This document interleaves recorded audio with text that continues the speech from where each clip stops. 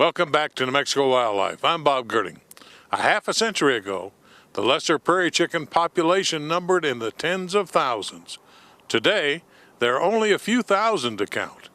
But as long as there are prairie chickens, there will be the spring courting ritual. It's a high plains showdown at the Milnesan Corral.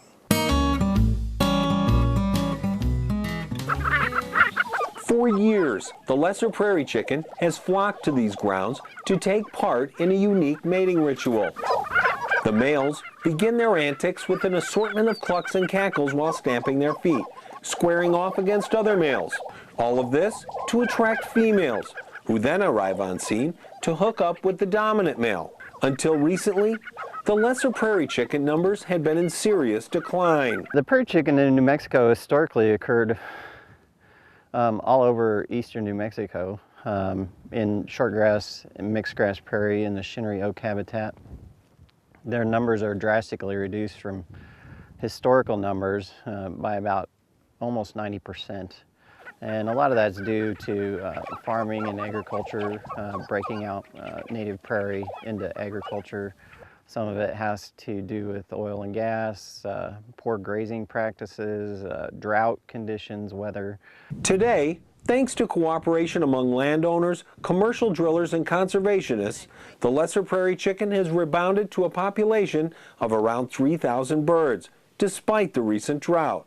That's far below the estimated population of 40 to 50,000 in the early 1960s, but wildlife biologists consider it great progress considering the ongoing loss of habitat. Got up at 3 o'clock and went in a van to see the lesser prairie chickens.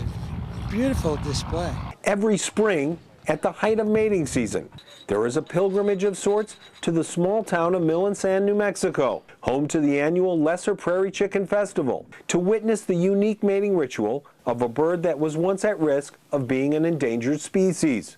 New Mexico game and fish biologist Kevin Holliday has been helping since day one. People come from all over the United States and the world to see lesser prairie chickens right here. This is definitely one of the best places to see them, and one of the easiest. 8 years ago, there were about 6 of us, one being a game and fish employee, and we sat around a table and we designed the Prairie Chicken Festival.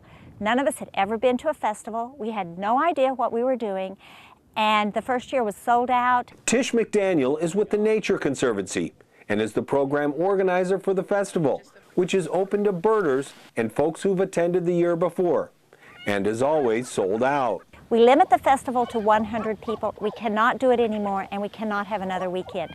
Our infrastructure does not allow it.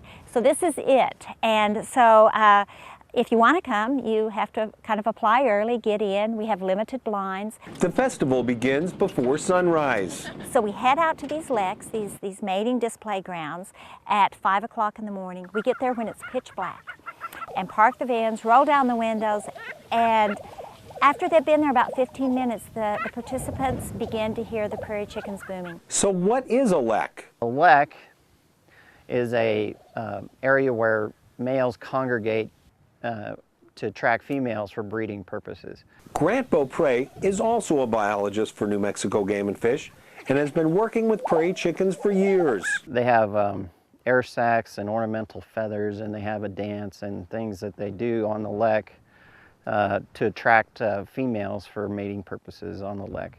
And they will start that in about mid-February of each year and display until mid-May or late May. Still, the lesser prairie chicken faces an uncertain future. Beaupre's goal is to keep the bird off the endangered species list. So we're trying to prevent that sort of thing now by doing proactive conservation, working with landowners, improve habitat, working with wind companies, working with oil and gas companies to mitigate for lost lands that they may encroach upon that are prairie chicken areas, and improve those now to keep them off the list. Willard Heck shares the same viewpoint. The idea was to get people more familiar with chickens so that when something came up in the news, they would pay attention and they might be more concerned about the welfare of the chicken. With efforts like these, the lesser prairie chicken will no doubt survive. And that means the Lesser Prairie Chicken Festival will survive as well. This is a job that I would almost pay to do. I really love my job. I worked on prairie chickens in graduate school, and I'm doing it now, and I can't imagine doing anything else.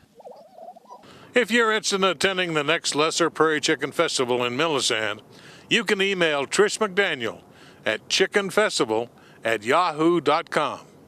And we'd like to thank the New Mexico Department of Game and Fish for their dedication to conservation and education of New Mexico's most precious natural resources, New Mexico's wildlife.